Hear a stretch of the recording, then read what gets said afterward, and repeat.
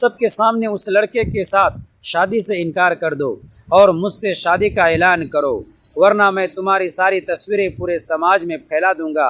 विहान अवनी को धमका रहा था। इज्जत बचाने के लिए उसने विहान की बात मान ली, लेकिन विहान ने अपनी मां की साजिश के अनुसार भरे विवाह मंडप में शादी के समय उसे ठुकरा दिया और अपनी बारात वापस ले गया। जब सब चले गए, दोस्तों बहुत ही रोमांचक कहानी है, पूरा सुनिएगा ज़रूर। दोस्तों वीडियो में आगे बढ़ने से पहले एक छोटा सा रिक्वेस्ट है कि वीडियो को लाइक और हमारे चैनल को सब्सक्राइब कीजिएगा और प्यारा सा कमेंट भी ज़रूर कर दीजिएगा।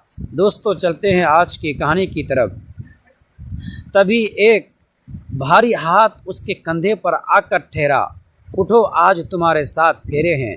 विहान ने तुम्हें ठुकरा दिया तो क्या हुआ, मैं तुम्हारा हाथ थामूंगा, तुम्हें पूरा सम्मान दूंगा। उस गहरी और दमदार आवाज़ को सुनकर वह चौंकी और पलट कर देखा तो उसके होश उड़ गए, क्योंकि वह तो इस गरीब से घर के सामने रुकी हुई आरव मेहरा की शानदार गाड़ी सबको हैरानी में डाल रही थी।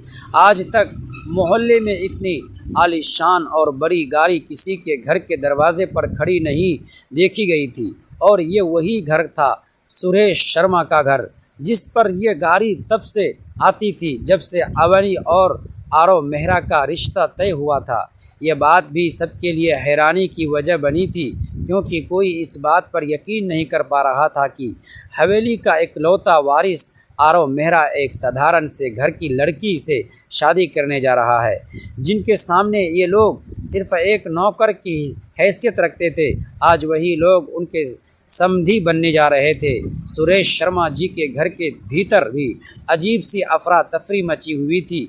अवनी की कजिन्स और कॉलोनी की लड़कियां उसकी किस्मत पर जलन और हैरानी से उसे निहार रही थी। आखिर उसमें ऐसा क्या था जो आरव मेहरा ने उसका चयन किया। आज वह उस खूबसूरत पर्सनालिटी वाले और प्रधानशाली मर्द की दुल्हन बनने जा रही थी, जिसके सपने देखने वाली हज़ारों लड़कियां यूं ही रह गई थी। उसे पता था आरव मेहरा उसे लेने आया है, उसी वजह से वह मौके के मुताबिक पूरी सबकी नज़रों से बचते हुए हल्के फुल्के कपड़ों में तैयार हो गई थी। शादी की तैयारियां लगभग पूरी हो चुकी थी, बस रिसेप्शन का थोड़ा सा सामान बचा था, जिसे आरव अपनी पसंद से लाना चाहता था और इसी वजह से वह खुद उसे लेने आया था। हालांकि उसने सबसे पहले उसके माँ बाप से इजाज़त ले ली और वे मना नहीं कर पाए थे। यही वजह थी कि उनका होने वाला दामाद आज खुद दरवाजे पर अवनी को लेने के लिए खड़ा हुआ था। हल्की तैयारी करके उसके सामने शॉर्ट कंधे पर लपेटी और बाहर निकल आई। ये पहली बार नहीं था, इस सबसे पहले भी वह कई बार आरव के साथ शादी की शॉपिंग कर चुकी थी। लहंगा पसंद करने से लेकर हल्दी से जेवर तक सब कुछ आरव ने उसे अपनी पसंद से दिलवाया था, और वह उसकी इस गुस्ताखी को हैरानी और आत्मविश्वास से देखती रह गई। ये क्या बदतमीजी है विहान, मेरा हाथ छोड़ो। विहान की पकड़ इतनी सख्त थी कि उसके नरम हाथ पर लाल निशान पड़ गया। अपने पीले दांतों की नुमाइश करते हुए निहान ने उसके खूबसूरत चेहरे को देखा। इतना इतराने की ज़रूरत नहीं है, उस अमीरजादे के साथ क्यों, वो मेरे होने वाले पति हैं और तुम्हें इससे क्या मतलब। उसने सख्ती से अपना हाथ छुड़ाते हुए विहान की आंखों में देखा, जहां से नीचता साफ झलक रही थी। मैं तुम्हें एक पल में आसमान से उठाकर ज़मीन पर पटक सकता हूँ। मेरे पास वो सब कुछ है जो तुम्हें बदनाम और बर्बाद करने के लिए काफ़ी है। वो सतबंद होकर विहान को देखती रह गई। उसने आज तक ऐसा कोई काम नहीं किया था जिससे उसे बदनामी का सम्मान करना पड़ता, लेकिन सामने खड़े विहान से कुछ भी उम्मीद की जा सकती थी। वो कुछ भी कर सकता था। क्या मतलब, क्या है तुमने? उसने एकदम घबरा कर पूछा। तुमने मुझे ठुकरा कर उस अमीरजादे को चुना है, मेरी माँ को सबके सामने बेइज्जत किया है। तुमने कहा था ना मेरी माँ से कि तुम विहान जैसी लड़की की दुल्हन बनने से बेहतर मरना पसंद करोगी, तो अब मैं तुम्हें जीते जी मार लूँगा। तुम हर हाल में पछताओगी। अभी भी वक्त है, खुद भी इनकार कर दो इस शादी से। अब अच्छा थोड़ी लगेगा कि तुम्हारी बारात तुम्हारे दरवाजे से वापस लौट जाए, इसका दिल कांप उठा।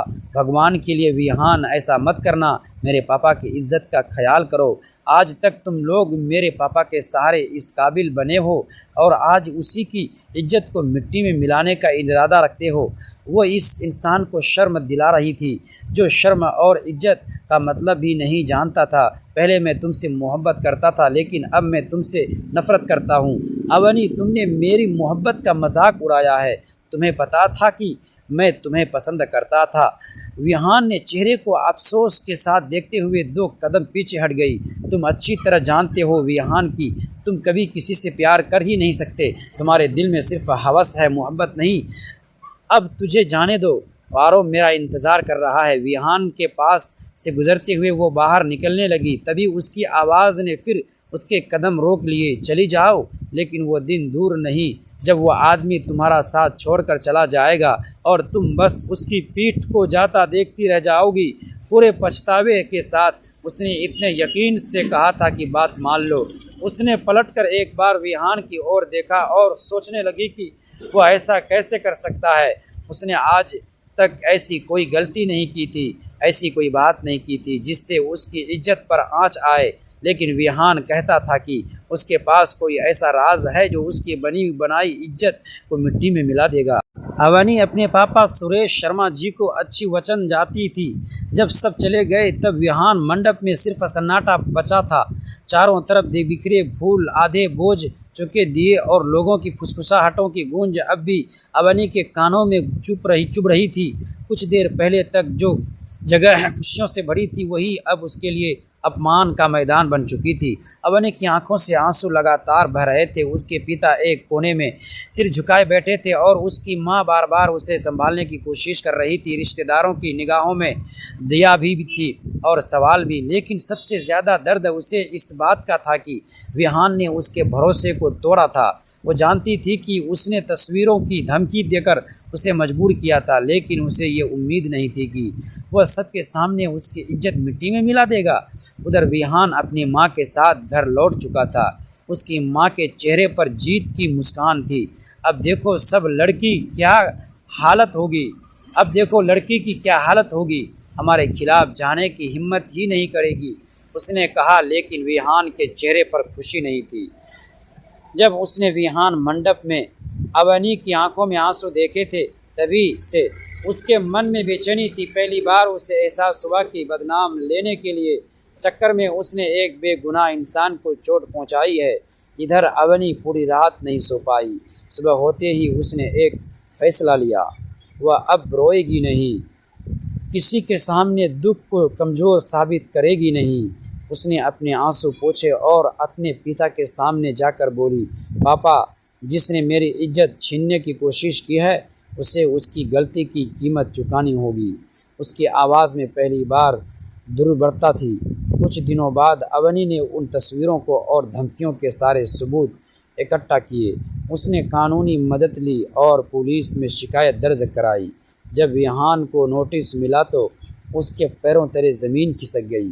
उसे समझ आ गया कि जिस लड़की को उसने कमज़ोर समझा था वही अब उसके खिलाफ खड़ी हो चुकी है। समाज भी धीरे धीरे सच जानने लगा। लोगों को पता चल गया कि अवनी ने कोई गलती नहीं की थी, बल्कि उसे ब्लैकमेल करने के मजबूर किया गया था। विहान की मां की साजिश भी सामने आने लगी और उस दिन जब अदालत में अवनी पूरे आत्मविश्वास के साथ खड़ी थी तब उसे महसूस हुआ कि सम्मान किसी दूसरे व्यक्ति से नहीं मिलता बल्कि अपने लिए खड़े होने से मिलता है।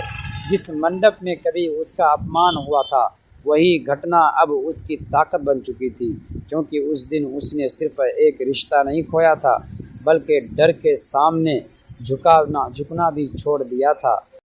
दोस्तों, अगली पार्ट देखने के लिए प्लीज़ हमारे चैनल को सब्सक्राइब ज़रूर कीजिएगा।